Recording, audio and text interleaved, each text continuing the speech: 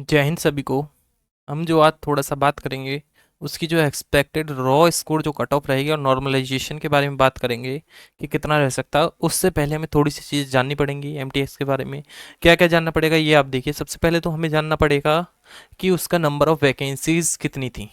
ठीक है, किस किस कैटेगरी में कितनी कितनी वैकेंसीज थी ये हमें जानना पड़ेगा। दूसरा जानना पड़ेगा कि एग्ज़ाम लेवल कैसा था। ठीक है, और सेशन वन सेशन टू पर थोड़ा सा गौर देना पड़ेगा। तीसरा अटेंडेंस कितनी थी, यानी कितनों ने पेपर दिया था।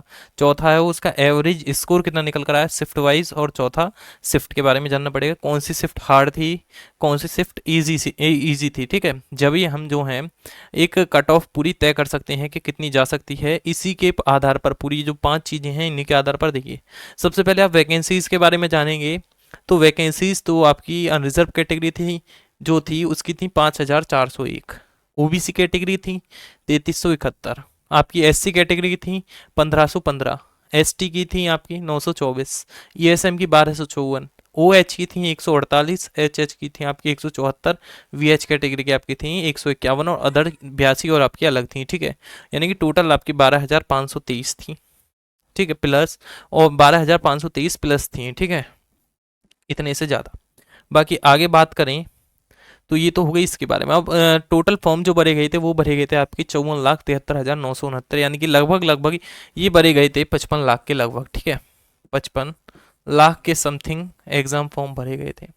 और जिसमें से अटेंडेंस कितनी थी, वो थी आपकी लगभग लगभग 23 लाख के समथिंग। ठीक है, 23 लाख। तो यानी कि आपने देखा होगा कि लगभग 41% जो है आपका अटेंडेंस थी, यानी कि 40%, यानी कि 100 बच्चों में से 41 बच्चों ने पेपर दिया था। यानी कि कहने का ये मतलब है ना, अगर 100 का हम पेयर माने तो यानी कि 100 बच्चे अगर पेपर में बैठ, एक शिफ्ट 100 बच्चों की थी तो उसमें सिर्फ 41 बच्चे आए थे, 41 स्टूडेंट थे। ठीक है, पेपर देने के लिए। यानी कि ये था सीधा सा ये अटेंडेंस, यानी कि एग्जाम फॉर्म निकल कर आ गया। अब हम आगे बात करें थोड़ी सी। अब ये देखिए शिफ्ट वाइज हमें थोड़ा एवरेज स्कोर जानना पड़ेगा। तो सबसे पहले हम जानेंगे कि शिफ्ट जो पहला जो पेपर हुआ था पहले दिन जो वो गया था हार्ड शिफ्ट में, तो उसका एवरेज स्कोर था 66.5। यानी कि मैं लिख देता हूँ 2 मई फर्स्ट शिफ्ट का था 66.5।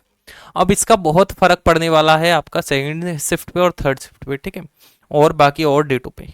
कैसे, जो सेकंड शिफ्ट है उसका एवरेज स्कोर रहने वाला है 82, यानी कि 82 रहा एवरेज स्कोर। तो लगभग इसमें जिसके 66 आए ना तो उसे प्लस 12 नंबर और मिलेंगे, यानी कि लगभग 12 14। ठीक है, अगर मैं 14 मानूँ, 14 नंबर और नॉर्मलाइजेशन मिलेगा। यानी कि अगर हमने 66 में 14 जोड़ दिए तो ये कितने हो गए, ये हो गए आपके लगभग 80। जो ये यानी कि जिसकी पहली शिफ्ट थी उसके 80 आएंगे और जो दूसरी शिफ्ट में उसके 82 हैं, तो इतना अंतर रहेगा। इसे मिलेगी लगभग इसी, इसका इजी में रहा था तो इसे लगभग 5 नंबर का बस। यानी कि अगर इसके 80 आए ना, अगर इसके 66, देखिए इसके जो 66 हैं वो बैठ रहे हैं 80 और इसके 80 बैठ रहे हैं 87, तो ये अंतर रहने वाला है थोड़ा सा नॉर्मलाइजेशन का। ठीक है, जो सेकंड शिफ्ट थी वो आपकी इजी में रही थी तो उसका बैठा था 82। जो आपकी थर्ड शिफ्ट थी उस वो 77, यानी कि ये भी इजी में आ गई। तो यहाँ नॉर्मलाइजेशन सीधी सी बात है बहुत कम रहने वाला है।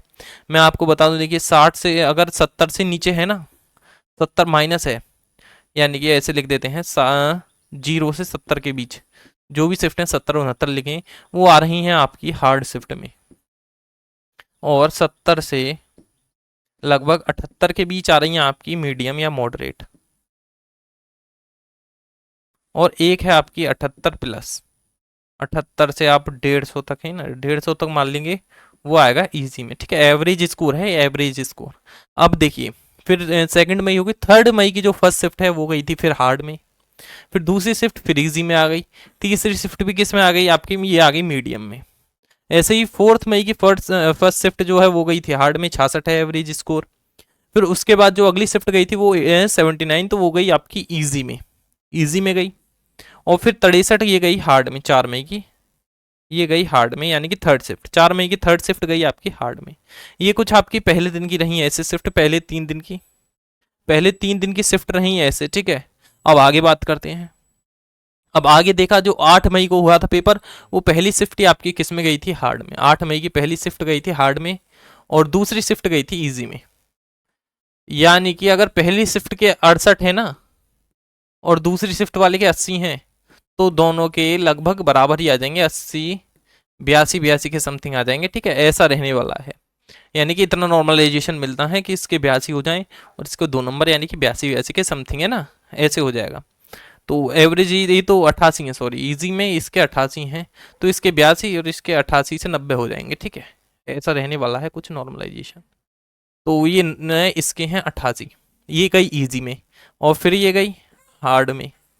फिर 9 मई की पहली शिफ्ट भी रही हार्ड में, 9 मई की शिफ्ट सेकंड रही मॉडरेट में, ठीक है, इसे लिख देंगे आप मॉडरेट, यानी कि मीडियम, ना इजी ना हार्ड।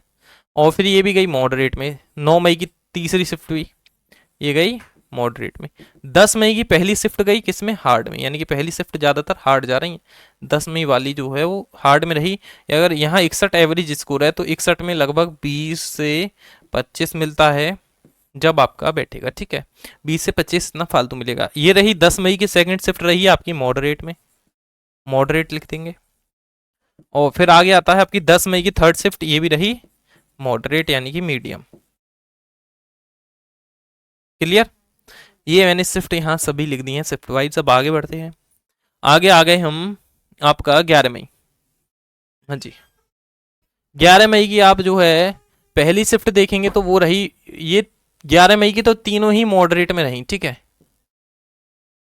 11 मई की कर देते हैं। 11 मई की जो तीनों शिफ्ट थी ना वो रही मॉडरेट। अब 12 मई वाली आती है, वो आती है हार्ड में, और बाकी की दोनों हैं फिर मॉडरेट 12 मई की।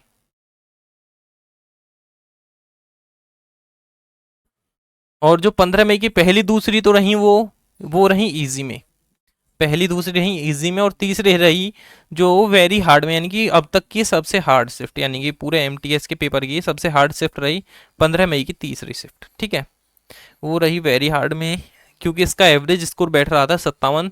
तो जितना भी नॉर्मलाइजेशन सबसे ज़्यादा मिलने वाला है वो मिलने वाला है यहाँ पर 15 मई पर, ठीक है, 15 मई को सबसे ज़्यादा नॉर्मलाइजेशन रहेगा, ये बात सभी ध्यान रखें, सबसे कम नहीं होने वाला, सबसे ज़्यादा नॉर्मल से भी ज़्यादा मिलेगा। और जो हार्ड कैटेगरी में जो सबसे ज़्यादा जो नॉर्मलाइजेशन है वो इसमें मिलेगा। और आगे आते हैं, तो फिर आगे आया 16 मई को जो है आपका, इस ये तीनों ही आपकी शुरू 16 मई की दोनों शिफ्ट तो रही आपकी किसमें, तीनों अलग हैं, पहली तो रही मॉडरेट, दूसरी रही आपकी इजी, इजी और वेरी इजी कहें, ठीक है, तीसरी रही हार्ड, यानी कि ये 16 मई को तीनों शिफ्ट हुई आपकी, सबसे पहले मॉडरेट हुई, फिर आपकी इजी हुई, फिर हुई हार्ड। अब आपका जो है ये इसमें आ जाता है 17 मई। 17 मई की जो पहली शिफ्ट है वो रहने वाली है आपकी मॉडरेट यानी कि मीडियम, और आपकी दूसरी शिफ्ट रहने वाली है 17 मई की हार्ड, और तीसरी शिफ्ट रहने वाली है इजी। 18 मई की शुरू की दोनों शिफ्ट तो हैं मॉडरेट, और तीसरी शिफ्ट है वेरी इजी, यानी कि सबसे कम जो मिलने वाला है वो इस शिफ्ट में मिलेगा, ठीक है, सभी ध्यान रख लें। 18 मई की जो तीसरी शिफ्ट है ना उसको सबसे कम, क्योंकि इसका एवरेज स्कोर ही 99 जा रहा है, तो बहुत होता है 99 एवरेज स्कोर, ठीक है, एवरेज स्कोर 99 का मतलब है यानी कि सबसे ज़्यादा स्कोर हुआ है इस शिफ्ट में, तो सबसे जो कम नॉर्मलाइजेशन मिलेगा इस शिफ्ट को मिलेगा, मिले भी ना भी मिले, ठीक है, ऐसा भी हो सकता है 1 नंबर मिले या ना भी मिले, 5 नंबर भी जा सकते हैं, ठीक है, कोई कह नहीं सकते पक्का। अब आगे आता है 19 मई की जो है आपकी पहली शिफ्ट, ये किस में रही, ये रही आपकी हार्ड शिफ्ट में। 19 मई की अब आपकी शिफ्ट दूसरी आती है, वो रही मॉडरेट में, और तीसरी शिफ्ट फिर आ जाती है आपकी हार्ड में। और आपकी 13 जून की सभी शिफ्ट रही मॉडरेट यानी कि मीडियम में रही, ना कोई हार्ड रही ज़्यादा ना इजी रही, यानी कि तीनों मॉडरेट में आ गई। अब 14 जून की भी आपकी तीनों ही मॉडरेट में आ गई लगभग, 14 जून की भी मॉडरेट हो गई आपकी शिफ्ट। 13 और 14 जून की सभी शिफ्ट मीडियम रहने वाली हैं, तो आप ये बात ध्यान रखें, क्योंकि दोनों दोनों ही शिफ्टें बराबर होंगी, दोनों की जो शिफ्टें हैं वो बराबर बराबर ही हैं लगभग। अब आती है 15 जून की बात। 15 जून को जो है ये भी लगभग मॉडरेट के लगभग ही आ रही हैं, ठीक है, बराबर ही आ रही हैं 15 जून वाली। और 16 जून को सिर्फ एक जो है, जो 16 जून की सेकंड शिफ्ट है वो हार्ड है, ये बात ध्यान रखेंगे, और पहली और तीसरी शिफ्ट है मॉडरेट। पहली शिफ्ट हार्ड में गई है, सॉरी दूसरी शिफ्ट सिर्फ हार्ड में गई है, नहीं दोनों मॉडरेट हैं। और आपकी 19 जून की तीनों ही मॉडरेट हैं, ज़्यादातर फिर बाद में तो मीडियम में ही आ गई हैं सभी शिफ्ट, ठीक है।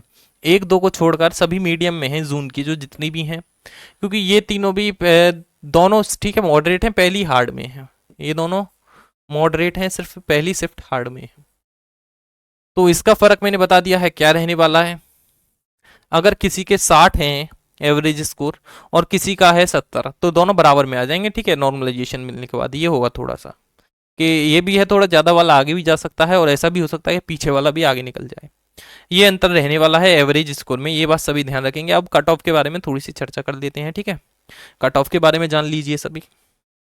जो रॉ स्कोर पर आपकी कट ऑफ रहने वाली है कुछ इस तरीके से रहने वाली है कि आपका अनरिजर्व जो कैटेगरी है उसका जो 108 से 110 के बीच रहेगी, ओबीसी की 105 से 108 के बीच, ईडब्ल्यूएस जो कैटेगरी है उसकी 104 से 108 के बीच, और एससी की 99 से 102 के बीच, और एसटी की 95 से 100 के बीच, ठीक है। ये कुछ आपका रहने वाली है कट ऑफ।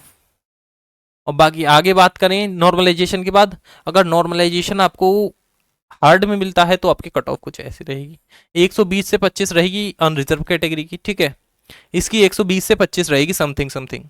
और आपकी फिर आ जाती है ओबीसी की 118 से 122 तक आएगी, ईडब्ल्यूएस की आपकी 115 से 120 तक जाएगी, एससी की 110 से 15 के बीच, और एसटी की 100 से 105 के बीच, ठीक है।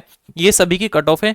बाकी जो एक कट ऑफ बचती है आपकी जो एक्स सर्विसमैन है, एक्स सर्विसमैन थोड़ा सा साइड में से लिख देते हैं, ठीक है, सभी को दिख जाए। ये काफ़ी है, तो इनकी कट ऑफ रहने वाली है कम। इनकी कट ऑफ रहेगी लगभग लगभग आपकी 90 के अप्रोक्स, लगभग 90 के समथिंग रहेगी, ठीक है। 90 अप्रोक्स रहेगी तो 90 के लगभग रहेगी, यानी कि ये आफ्टर नॉर्मलाइजेशन है, ठीक है। ये बात और लिख लेना, जो आपकी उसकी है एक्स सर्विसमैन की वो आफ्टर नॉर्मलाइजेशन है। तो कुछ ऐसे रहने वाली है जो भी एक्स सर्विसमैन है उनकी कट ऑफ। ये बाकी इधर लिख दिए। अगर कोई भी आपको डाउट है तो आप हमें कमेंट कर सकते हैं, और कोई भी लेटेस्ट नोटिफिकेशन किसी भी जॉब का पाने के लिए हमारे चैनल को सब्सक्राइब कर दें। वीडियो अच्छी लगे हो तो लाइक कर दें। बाकी अगर कोई भी आपको डाउट है तो आप हमें कमेंट करके बता दें, हम उसका सॉल्यूशन जरूर आपको प्रोवाइड कराएंगे।